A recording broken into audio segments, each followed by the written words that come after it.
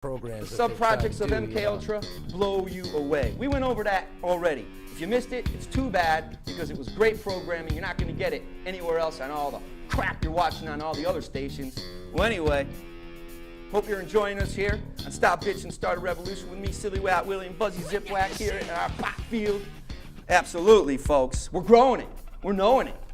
This is green gold, folks, you know? Marijuana is the King Kong of all plants in the plant kingdom, the only one that has sexes, male and female, out of the 3 million plus plants. I don't know what you know about it, folks, but educate yourself and those around you.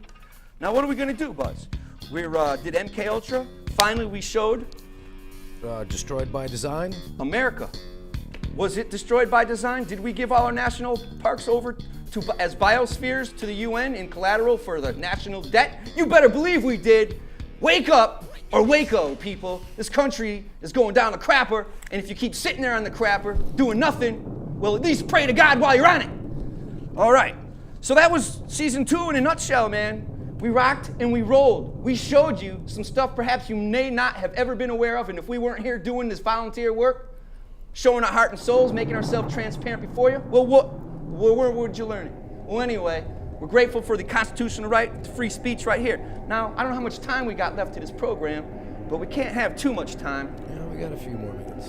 What do we got? We got an overview of food for thought. Now, Buzzy, get busy. Tell the people what they should be doing, all right, on Wednesdays at 9 p.m.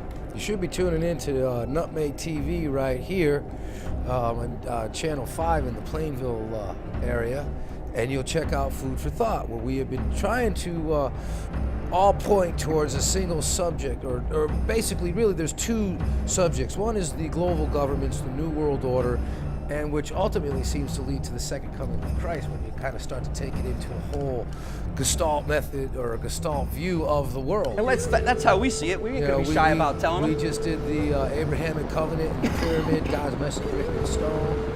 You know, that's a message you're not going to find in too many places, because the mainstream media, those who pull the strings on the mainstream media, don't want you to know what's going on.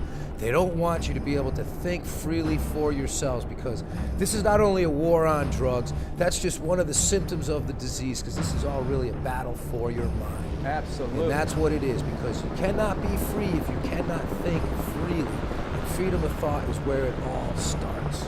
The CIA is the cocaine, heroin, marijuana import agency. They're the one bringing the drugs in. They're the one who created the genocide out in California by bringing all the crack in the early 90s. You better believe it. Wake up, stop bitching, start a revolution, man, because we're mad as hell. You better get mad as hell, because until you do, you're so comfortable, you got food and you got shelter, you ain't gonna do crap. You just keep taking in your wages, working 190 plus days a year to pay your state federal income tax, and 88 days a year. Out of that 190 days a year, you're working for your federal government before you even make a buck for yourself, so remember that. You don't want to pay your tithes at church, which is 10% plus. Well, you'll happily pay Satan and his world government 40% and not even bitch about it. Wake up! That's or wake up.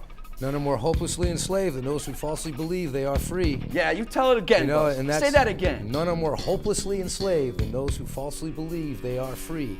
That's right. And we're here to testify that God ain't dead. He's on the throne. He's watching lively. And marijuana, cannabis, hemp is his favorite plant on the planet. And we're here to testify because you know what? All you 501(c) churches, you know what? The head of your church is the state. And you know what? Every one of your churches out there signed up under the 501(c) tax plan.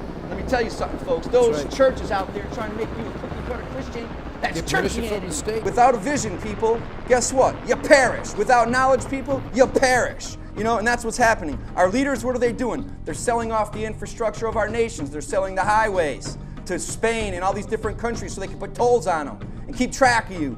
Folks, this is what's happening. Our schools, you know what?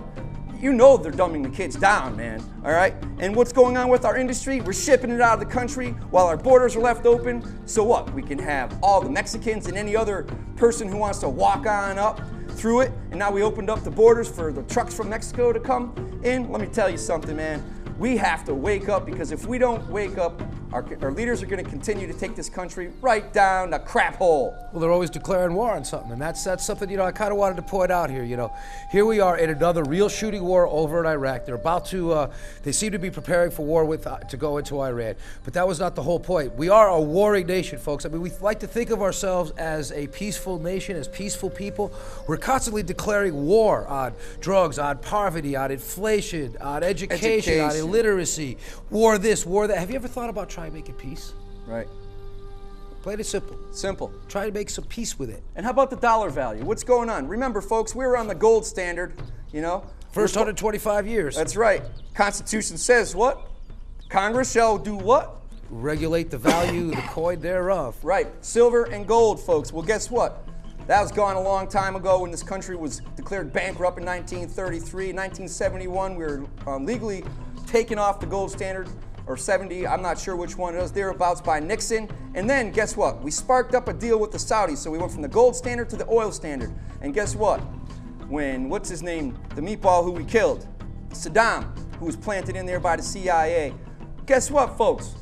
When he wanted to start trading his oil in the euro, guess what? We went over and we attacked him. You know why? We want to keep the dollar up there. But guess what? The euro's way above the dollar. We're equal with the Canadian dollar. You know why? Because we're going into the North American Union. We're going to have the Amero dollar before you know it. And this is what's going on. Our leaders, well, who are our leaders? Let's talk about the history of the war on drugs a little bit. Not leading us. Let me tell you. Let me take you back in time. Get inside my time machine, folks, and let me take you back.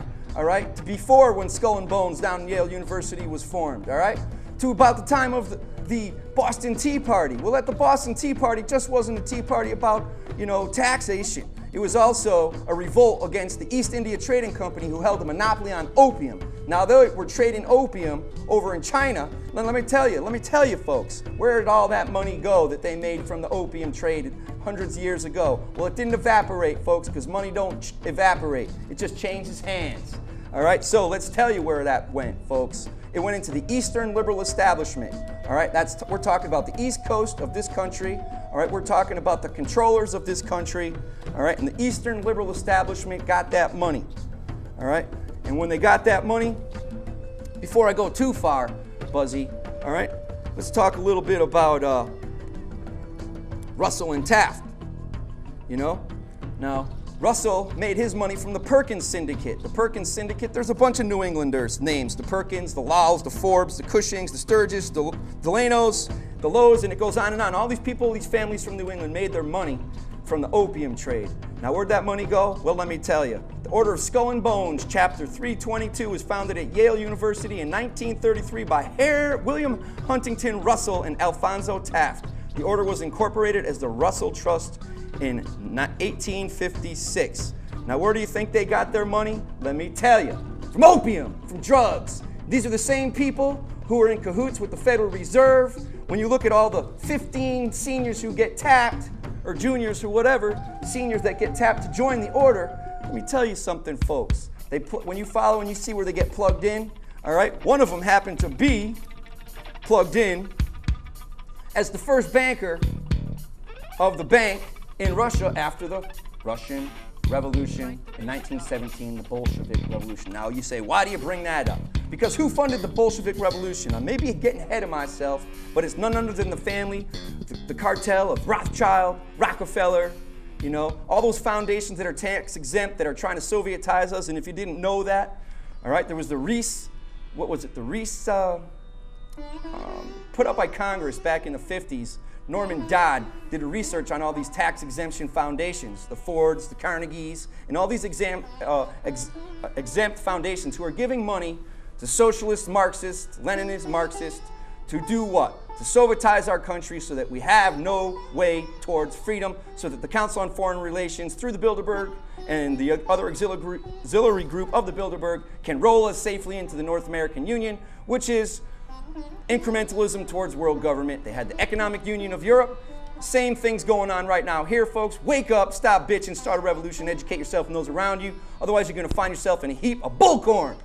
You already are in a heap of bullcorn, just don't know it yet. So what we're trying to say, folks, is that there's a connection between the Eastern liberal establishment, which became the Council on Foreign Relations, which founded the United Nations, which, if you see my pin right here, no United Nations. It's a communist front.